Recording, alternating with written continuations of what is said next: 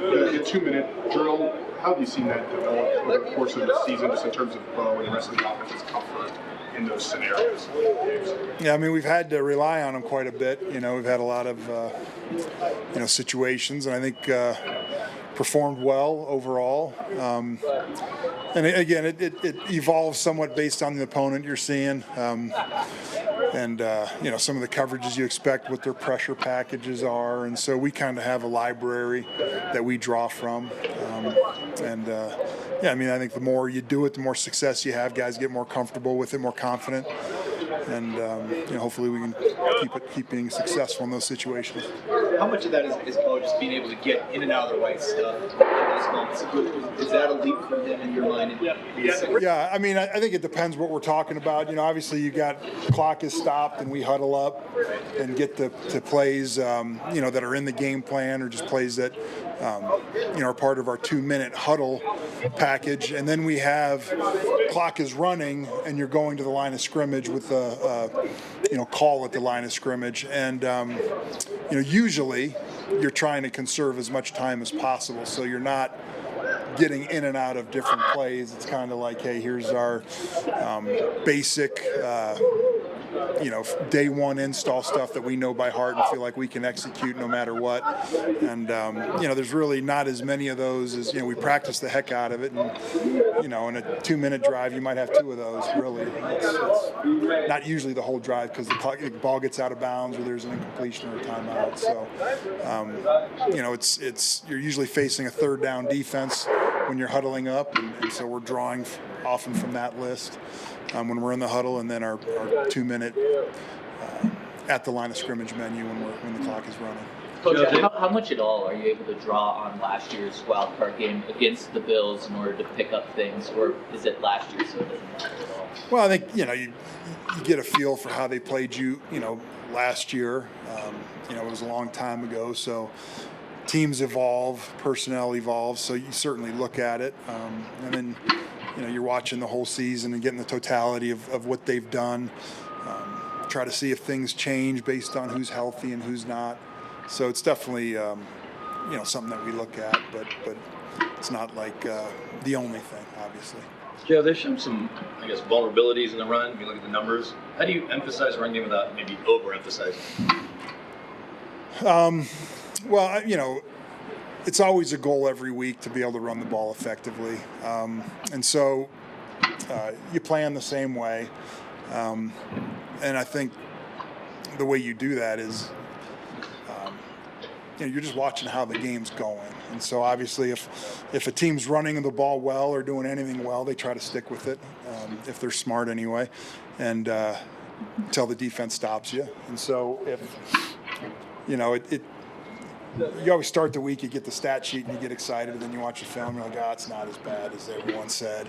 So, we'll see how the game's going. Obviously, every week it's a goal to establish the run and run the ball effectively. It takes a lot of stress off of everybody. And then you react to the situations you find yourself in.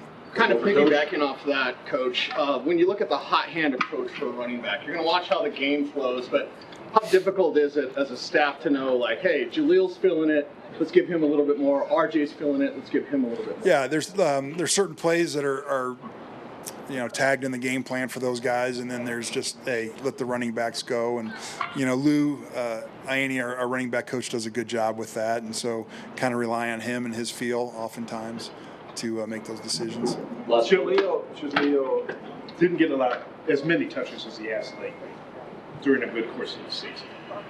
Is stepping in and getting more activity, is that easy? Is that hard? It seems pretty easy for him. He's a guy that I think this is his 3rd year, and every time he touches the ball, he's been productive. And I think we talked about it early in the season when he wasn't active. You just knew there was a productive player that wasn't playing for you, and it's just the nature of that position when you have a number of good players. And so, I'm not at all surprised and was very confident when he came up that he would be productive. Do you have to work with his headspace at all when that's a situation? Or? I mean, I think when he's sitting for a while, you just got to encourage him and remind him, how much we believe in him. But, he's a special special guy, and just his work ethic, his belief in himself, his dedication to it. So I wasn't too worried about him. I knew he was frustrated, but I knew he'd get his chance, and he's taking advantage of it.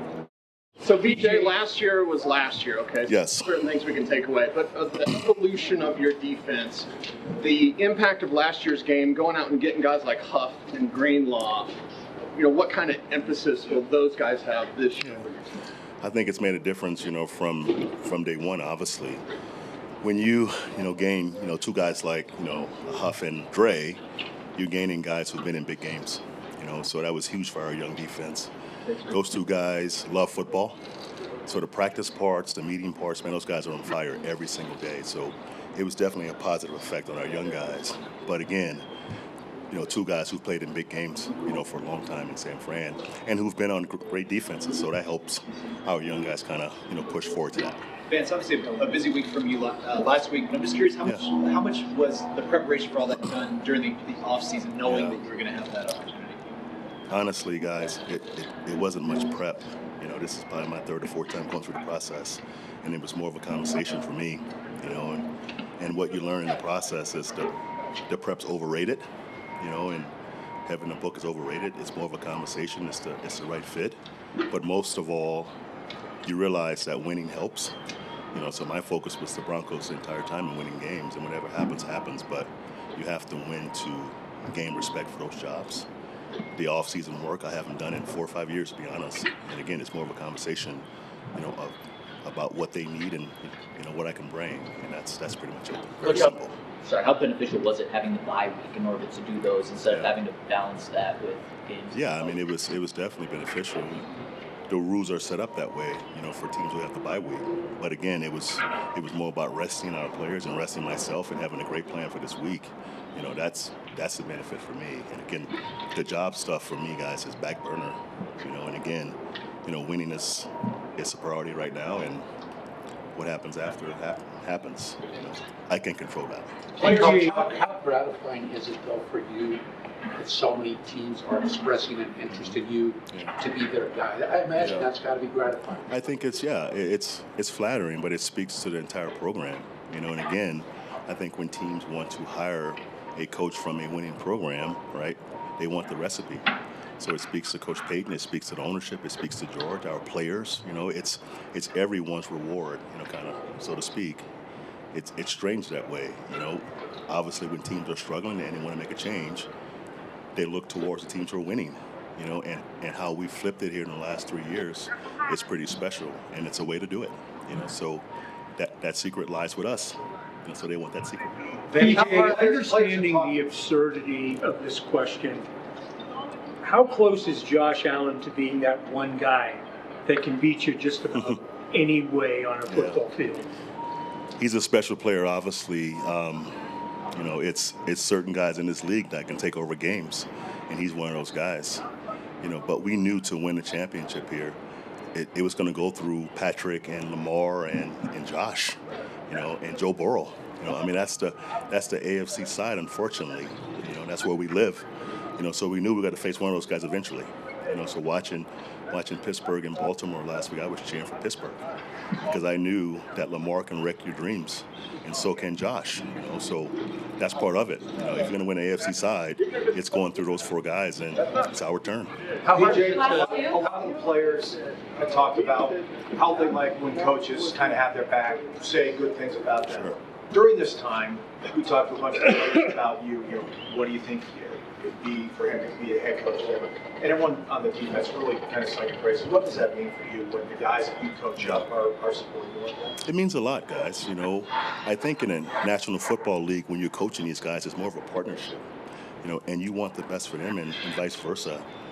When you find a group of guys that you can have success with, man, it's special because, every team is going to change each year. So this team will change next year, and that's sad. It makes me sad, but it will change, So when you have a special group of guys that you're working with, man, you have to cherish it. And, you spend so much time with these guys and you watch them grow, you watch them get married, have kids, so it's personal, and if it's not personal, you can't be the best coach you can be, or the best team you can be. So it's always personal with me and my players. So, it's going to change, but right now, man, we got a big game this weekend, and couple more weeks to play with these guys. Vance, Time for one more. going back to Josh, how hard is it to prepare for someone with his unique skill set, or Lamar, guys like that you can't mimic out here, no matter how good your game plan might be during the week? Yeah, I mean, it's a way to win every game, and obviously, his legs are special. He's got good size. He can make every single throw. That's not different for us, but you can't simulate it, obviously. If you could, you would, but you can't, right? It's one Josh Allen, and he lives in Buffalo. He'll show up Saturday morning. We got to get him stopped. But it's ways to win every game, and we have to practice that way and have a plan that way and adjust quickly, and obviously put the fires out when they come. That's our job, and I'm hoping we play our best football Saturday. It's time. It's been a long, good year for our defense. Some ups and downs, but it's time to play our best ball. That's the expectation. What do you see from the Bills, I guess, in their return game or the cut that, I guess is at the top of the list of concern? Yeah, I would say the first thing is I think they're very well coached. Chris Tabor's a guy that he's probably one of the special teams coordinators that I respect most in the league. So just overall, generally speaking, very well coached group. Their kick return group has been outstanding. Obviously, Ray Davis is a first-team All-Pro. He's had a number of big plays. The thing that sticks out on film about him is he breaks tackles. Really hard runner downhill, not a lot of wasted movement. With this what we're coming to find out is with this new dynamic kickoff, the downhill runners, the guys are getting, positive yards, not really wasting movement, are the guys that have been successful. They use a number of different personnel groupings. Interestingly enough, we've talked about those matchup things before. So they've used some big people, they've used skilled people. So that'll be kind of interesting to see how they play that out. But we got to be ready for all and any. And just overall, just a really solid specialist group. Obviously, I got a world of ton of respect for Matt Prater. Been doing this for a long time. Mitch Wisnowski is a guy that I really have always respected as well. Ferguson's a really good snapper. They got a number of guys at the punt return, some really good core players. Sam Franklin, obviously, we know very well, is playing at a high level for them. So this would be a really good challenge for us. You've seen the kickoff and play out over the course of this season. Yeah. Situationally, how do you think that's going to impact the playoffs here, just in terms of if teams kick it deep, if they try to cover it? We've seen some end-of-game scenarios. Yeah. How much of an impact do you think that's going to have? Yeah, no, it's a great question. We've already seen that in this wild card weekend, and we kind of track that. And those are plays that we'll watch. Tonight. Tonight's a Thursday for us. So Thursday is the night where we kind of go through and kind of break all those games down and watch plays from around. But just watching on TV this weekend, you saw it play out. All these games were close, right? And those decisions on do you kick a touchback? Do you put the ball in play? Do you take time off the clock?